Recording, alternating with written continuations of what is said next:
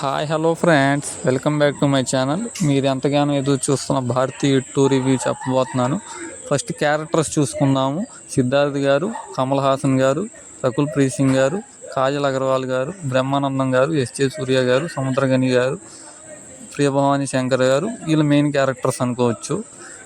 ఇంకా స్టోరీ పరంగా వెళ్తే ఫస్ట్ మూవీ లెంత్ చూసుకుందాము. First half 1.5 hour, second half 1.5 hour, total movie length వచ్చేసి 3 hours approximately. So first half ఎక్కువ లాగ్ అనిపించింది భయ, ఒక 20 minutes కట్ చేసి ఉండాల్సిందే. ఇంకా స్టోరీ ఏంటంటే సిద్ధార్థ్ గారు, ప్రియభవాని శంకర్ గారు ఇంకో ఇద్దరు కలిసి ఒక యూట్యూబ్ ఛానల్ స్టార్ట్ చేస్తారు.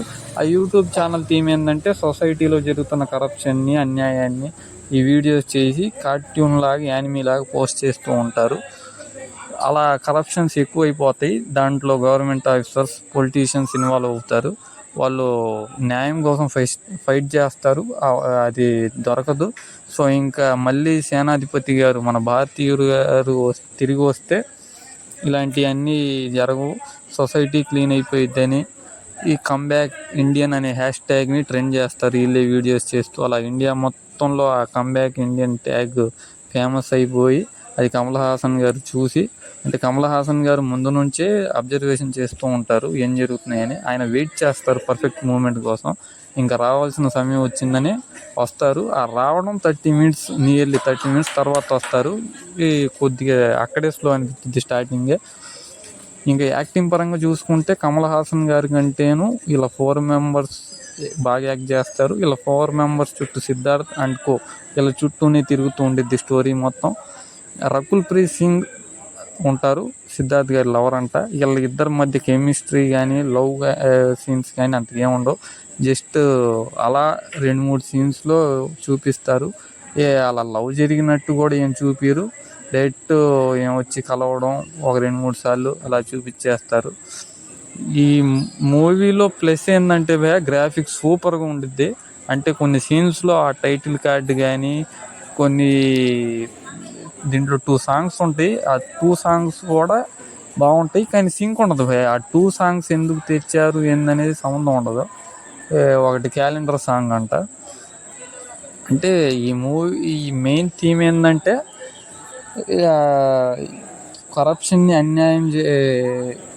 కరప్షన్ తీసేయాలంటే ఫస్ట్ మన ఫ్యామిలీ నుంచి స్టార్ట్ చేయాలి అనేది కమల్ హాసన్ గారి ప్లాట్. అది విని సిద్ధార్థ్ గారు వాళ్ళ 4 members స్టార్ట్ చేస్తారు. అలా జరిగే ప్రయత్నంలో ఇలా ఫ్యామిలీస్ చాలా లాస్ట్ అవుతాయి. సో చాలా ప్రాబ్లమ్స్ ఫేస్ చేస్తారు సిద్ధార్థ్ గారు. లాస్ట్ దాకా కూడా మళ్ళీ ఆ భారతీయుడిని మనం తీసుకోము, నేను ఆయన మాట వినకూడదు అనుకుని ఇలా 4 members రిజెక్ట్ చేస్తారు. దాన్ని మళ్ళీ స్ప్రెడ్ చేస్తారు గో బ్యాక్ ఇండియన్ అని. అలా ఇండియా మొత్తం రివర్స్ అయిపోయింది. ఎండింగ్ ఎలా ఇచ్చారు అంటే, మనకి బాబీ సింహ గారు ఉంటారు, భారతీయుడు 1లో పోలీస్ ఆఫీసరు, వాళ్ళ సన్నీన. ఎలా అయినా సేనాధిపతిని పట్టుకోవడం ఈయన టార్గెట్. దీంట్లో పట్టుకుంటారు. మన కమల్ హాసన్ గారికి మర్మం టెక్నిక్లు వచ్చింది తెలిసిందేగా. ఆయన ఫైట్ చేస్తారు. లాస్ట్లో ఒక ట్విస్ట్ ఉండిద్ది, దానికోసం వదిలేయాల్సి వచ్చింది. ఎండింగ్లో భారతీయుడు 3 ట్రైలర్ వేస్తారు. భారతీయుడు 3 ట్రైలర్ అయితే సూపర్గా ఉంది. దాంట్లో కాజల్ గారు ఉన్నారు. అది వార్ మోడ్ అంట. ఆయన ఫ్రీడమ్ ఫైటర్ అన్నారుగా, అప్పుడులో పాస్ట్లో ఏందనేది మోటివ్ లాగా ఉంది భారతీయుడు 3ది, అది చూపించారు. ఇంకా మనకి డైరెక్షన్ గురించి చెప్తే స్టోరీ సూపర్గా ఉంది. స్టోరీ బాగుంది, దాన్ని ఎగ్జిక్యూషన్ చేయడంలో కొద్దిగా శంకర్ గారు ఫెయిల్ అయ్యారనుకోవచ్చు. కొన్ని షార్ట్స్ బాగుండేవి, ప్లేసెస్ కానీ, షార్ట్స్ కానీ, ఆ సీన్స్ కానీ కొన్ని బాగుంటాయి. స్టోరీ లైన్ కూడా బాగుంది. సిద్ధార్థ్ గారు అయితే సూపర్గా యాక్ట్ చేశారు. ఈ మూవీకి సోల్ ఆయనే. సో ఓవరాల్గా ఏంటంటే లెంత్ అయితే ఎక్కువ అనిపించింది భయ. ఆ లెంత్ ఎక్కువ అవడం వల్ల మధ్య మధ్యలో మనం కనెక్ట్ అవ్వలేకపోతాము. ఏంది ఇది ఎమోషన్ సీన్స్ కూడా మనం ఎమోషన్ ఫీల్ అవ్వలేకపోతాము ఆ సీన్స్లో. సో ఒక నియర్లీ ఒక 20 to 25 minutes కట్ చేస్తే అవుట్ అండ్ అవుట్గా ఒక మంచి ఎంటర్టైనర్ మూవీ లాగా అనిపించింది. For the sake of the story అయితే ఎక్సలెంట్ భయ. సిద్ధార్థ్ యాక్టింగ్ బాగుండిద్ది, కమల్ హాసన్ గారి యాక్టింగ్ బాగుండిద్ది. మధ్యలో కొద్దిగా ఆయన ఫేసెస్ బాగోవు. అదొక్కటి కరెక్షన్ చేసుకోవాల్సిందే.